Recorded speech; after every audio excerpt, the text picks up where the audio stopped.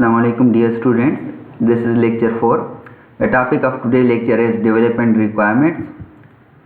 This is the agenda of our today lecture. Domain analysis, sections of domain analysis documents, use cases, use case model. First we will study what is domain analysis. Domain analysis is basically a process to which a software engineers learn about the background information about the problems. Once the software engineer learns sufficient information about the background of a problem, then they can understand a problem easily and make good decisions during the requirement analysis and later stages of software engineering process. The word domain basically means the general field of business or technology in which the customer expects to be using the software. There are different types of domains. Some domains are very broad, like airline reservation systems or medical diagnosis or financial analysis, while others are very narrow, like manufacturing of paint or scheduling meeting. Basically, the person who got deep knowledge of a domain and who work in that domain are called domain expert. Usually these people are customer and users. There are many advantages of domain analysis. First is faster development. Once you perform domain analysis, you will be able to communicate with stakeholders more effectively. Hence, you will be able to establish requirements more rapidly. Having performed domain analysis will help you to focus on most important issues. The second one is better system. Knowing the qualities and different properties of the domain will help ensure that the solution you adopt will more effectively solve the customer problem. You will make fewer mistakes and will know which procedure and standard to follow. The analysis will give you a global picture of the domain of the applications. This will lead to better abstraction and hence improved design. Third is anticipations of extension. Armed with domain knowledge, you will obtain insight into emerging trend and you will notice opportunity for future development. This will allow you to build more adaptable system.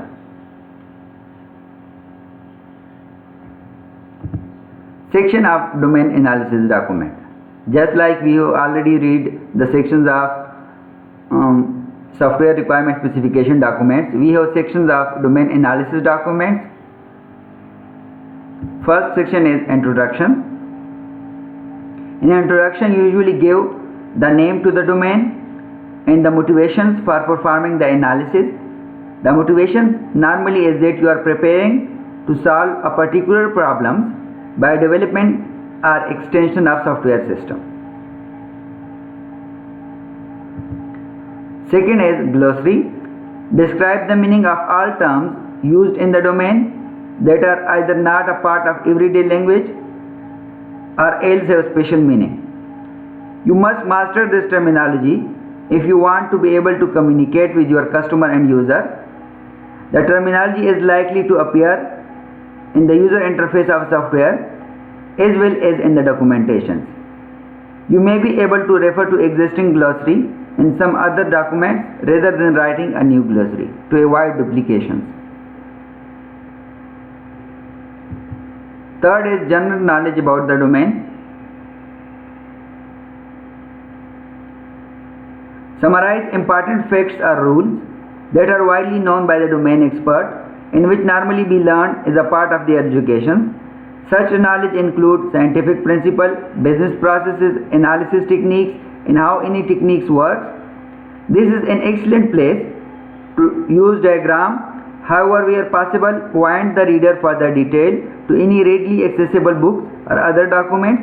This general knowledge will help you to acquire an understanding of the data you may have to process and computations you may have to perform. The fourth one is customer and user. Describe who will or might buy the software and in what industrial sector they operate. Also describe the other people who work in the domain even peripherally, mention their background and attitude as well as how they fit into the organization chart and relate to each other.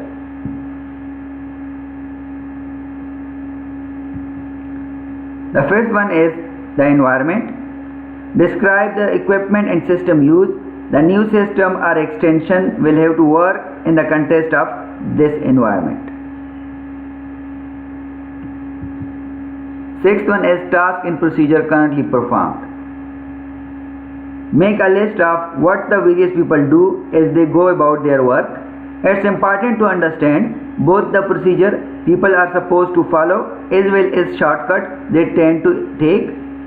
As for example, people are supposed to enter certain information on the form but rarely do so. This suggests that this information is not useful. Tasks listed in this section may be candidate for automation.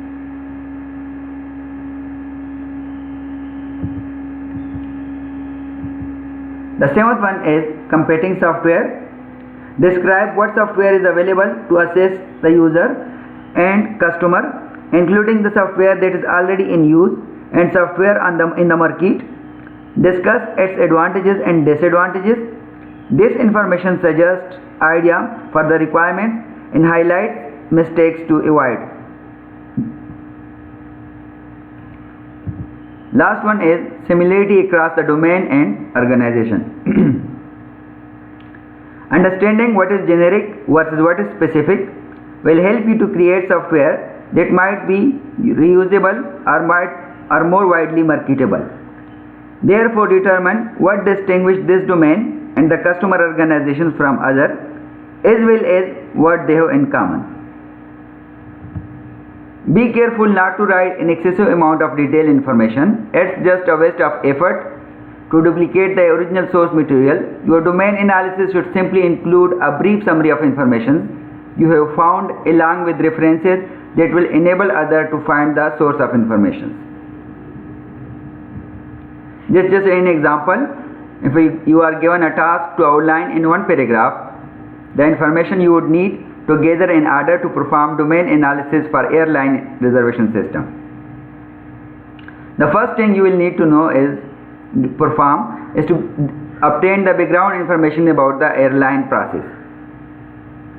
You would attempt to learn as much as possible about such things as how airline flights are scheduled, how fares are set and structured, and how ticketing and booking works in the customer airline and other airlines. Then you will learn background information about the people management's rules and laws, like you would study how the various people in the airline reservation business, including travel agents and airline employees, do their job, what existing reservation systems are capable of doing, and how they work, and what law, regulations and other rules govern the industry.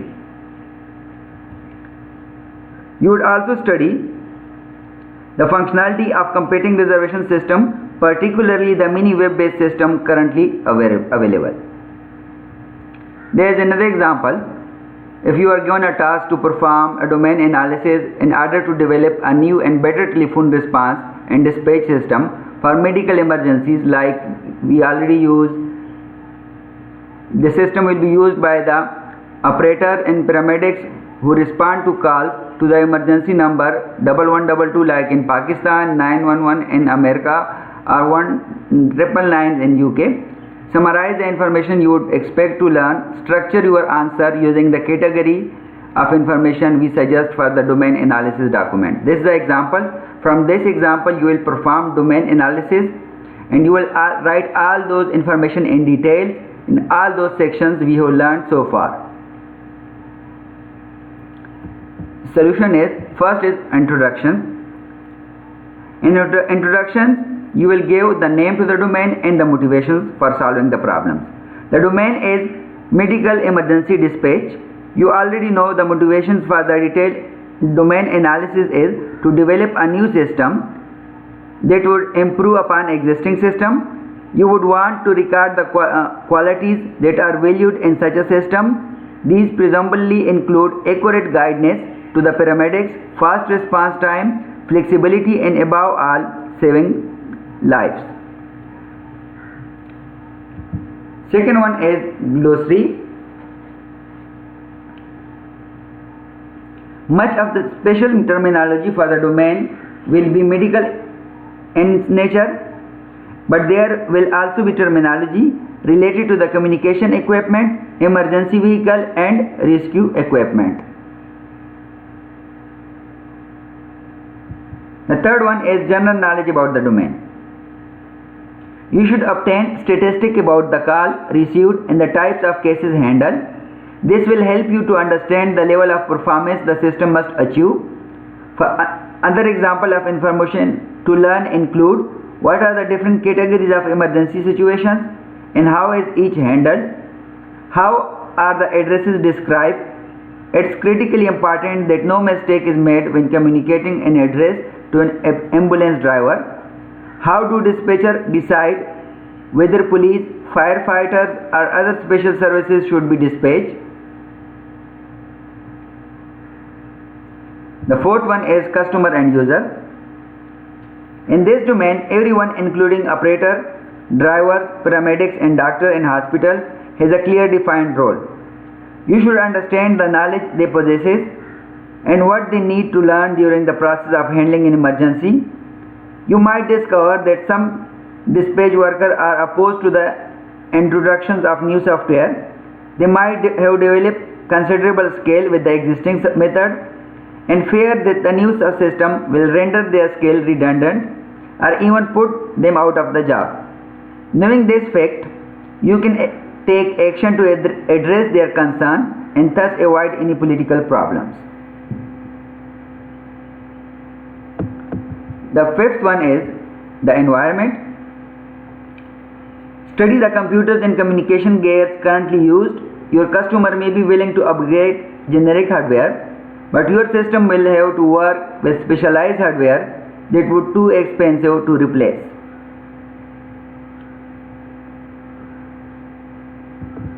Sixth one is task and procedure currently performed. The procedures that are currently used by the dispatcher and paramedics will help you to decide the function that you will have to implement. These procedures are normally very well defined so that they can be followed without any decision making delay, even in major crisis.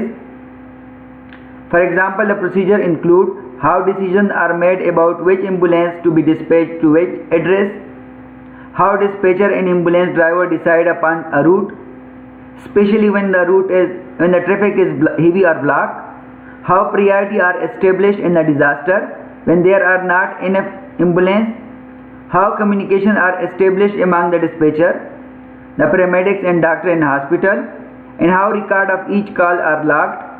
The study of these procedures will help you to identify what aspect can be improved and how the software will become an asset to your customer. You will have to learn about any standard, regulations and law that may exist so that the software can conform to them. Seventh is competing software. You might discover that there is widely used and well respected emergency management system in the market. You might come to realize that you have little chance of economically developing something that would be as good. In such case, you would propose that your customer buy the widely used software. On the other hand, you might find that the market is underdeveloped with many opportunities for the product like you are to excel. With extra effort, you might be able to create a generic product rather than a custom product and sell it to many difficult municipalities.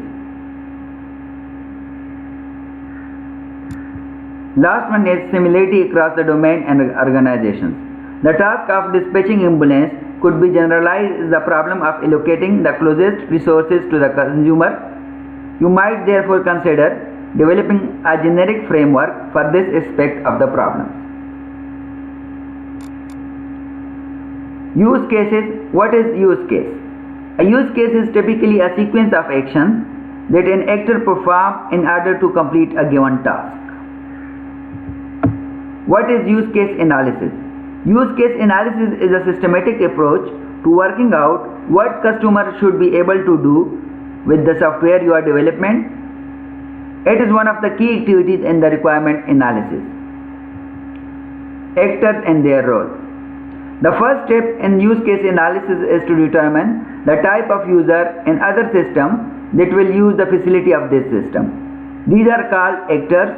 An actor is a role that a user or some other system play when interacting with your system. Each actor will need to interact with the system in different way. Most of the actor will be user. A given user may be considered as a several different actors if they play different role from time to time. That is, if they have different job functions. Other actor will be system that automatically exchange information with your system. If you perform domain analysis, you will already have listed the different types of users. This example lists a minimal set of use cases for following the actor and the library systems.